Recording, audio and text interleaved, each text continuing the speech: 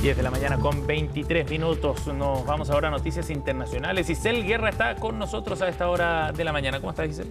¿Cómo estás, Seba? Sí, para revisar estas imágenes que llegan desde México. El día de ayer les estábamos informando por lo demás del asesinato precisamente de un alcalde mexicano en medio de las celebraciones o conmemoraciones del Día de los Muertos el fin de semana recién pasado, ¿no? En un ataque que conmocionaba y generaba varias reacciones en la nación norteamericana, y ahora con esta información que llegaba el día de ayer por la tarde-noche, que la viuda precisamente de este alcalde asesinado ha asumido el cargo en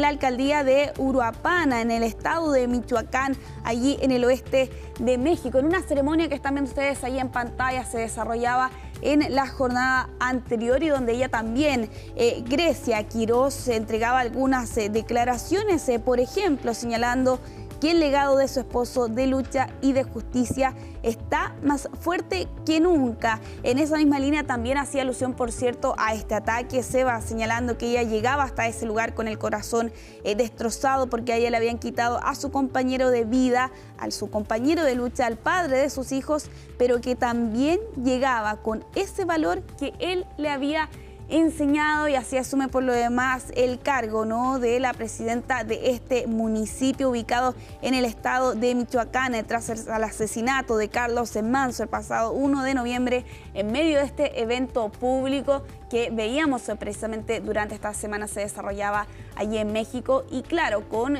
nuevamente se va el debate que ingresa a este país respecto de la violencia, de los asesinatos, particularmente de figuras políticas, y en este caso nada más y nada menos que de un alcalde.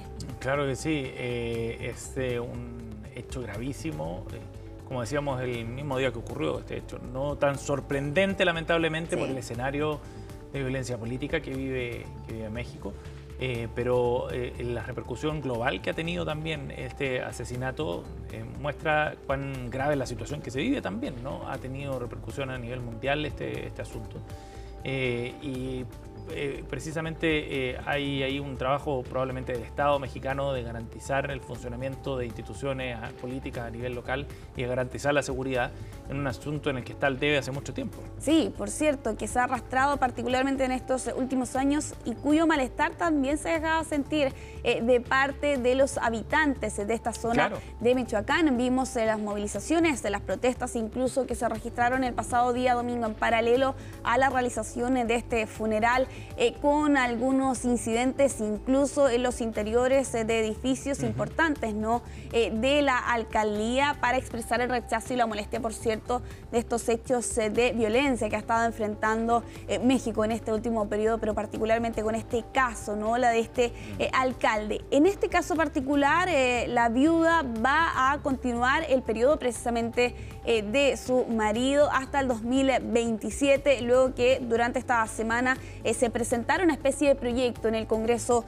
local, que de hecho fue presentado por un diputado local, Carlos Bautista, y que contó con 38 de los 40 votos de precisamente esta Cámara local, y eso le permite precisamente finalmente a ella asumir el cargo que había ostentado el último año precisamente su marido, pero que claro, vuelve a tomar el tema precisamente de la violencia en el país norteamericano. Claro. Vamos a avanzar en esta revisión internacional con esta historia que llega desde Ucrania y Rusia, pero que tiene muy involucrado, por cierto, a Sudáfrica. Y esto es porque la presidencia de este país ha alertado en estas últimas horas que hay 17 connacionales que están atrapados en la frontera entre Rusia y Ucrania tras haberse unido a la guerra. Es un llamado de auxilio donde señala que estos 17 personas están en la región del Donbass, en el este ucranianos, y donde señalaba aquí el presidente en un breve comunicado que estas personas supuestamente habían sido engañadas para unirse a las fuerzas mercenarias con el pretexto de lucrativos contratos de trabajo. Se trata de hombres entre 20 y 39 años que supuestamente, según plantea el gobierno, fueron engañados para unirse a las filas mercenarias y que ahora quieren abandonar el territorio precisamente, y por eso están pidiendo ayuda para poder regresar hasta Sudáfrica. Hay algunas dudas que quedan, Seba, por ejemplo, detrás de estas declaraciones Por ejemplo, ¿qué acciones específicamente estaban realizando estas personas allí en el frente y para qué bando luchaban? Esas dos preguntas siguen sin tener una respuesta clara no se hasta sabe este si eran momento. fuerzas ucranianas o rusas, ¿no? Exactamente. Claro. Pero aquí lo que se ha reportado en estas últimas semanas, varias denuncias, particularmente en África, hablan de ofertas de trabajo falsas. De hecho, hay reportes anteriores que habla de mujeres sudafricanas que fueron aparentemente engañadas para ser trasladadas hasta este lugar para poder fabricar drones. Lo cierto es que Sudáfrica prohíbe el alistamiento sin permiso. Es una ley que data de finales de los 90 y de hecho es ilegal para los ciudadanos y las entidades del país ofrecer o prestar asistencia militar a gobiernos extranjeros o participar en ejércitos de gobiernos extranjeros, salvo que lo autorice el gobierno sudafricano, y evidentemente en estos casos señalan por lo demás desde este gobierno ese no era el caso, y por eso también el llamado que están haciendo en Sudáfrica particularmente y en otras naciones africanas a tener ojo precisamente con estas ofertas de trabajo tentadoras y lucrativas que no tienen muchos antecedentes, para evitar precisamente el caso que están enfrentando ahora estas 17 personas, 17 sudafricanos que aseguran estar atrapados tras haberse unido a la guerra allá en el Donbass, en la zona entre Rusia y Ucrania.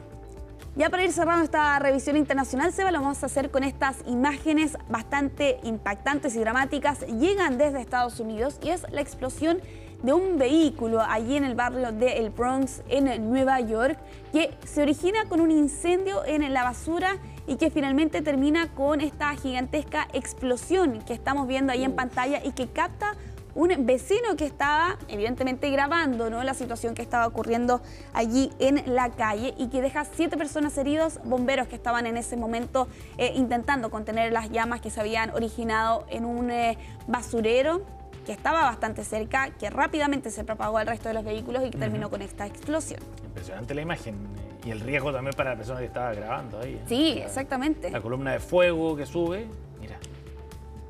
De hecho, increíble. Evidentemente intenta retroceder, pero claro, uno no puede dimensionar precisamente cuál va a ser la extensión que va a tener esa columna de fuego. Afortunadamente no hay víctimas fatales. Sí, 7 bomberos, como te mencionaba, que resultaron heridos con lesiones en la cara más bien, y en las manos. Se habla también que al menos 3 de ellos están hospitalizados graves hasta este momento, producto de este hecho que ocurrió esta semana. Bien impactante. Gracias, Isel. Que estés bien, Seba. Nos vemos. 10:31, vamos a ir a la pausa a esta hora en CNN Chile Radio. Ya volvemos con más información.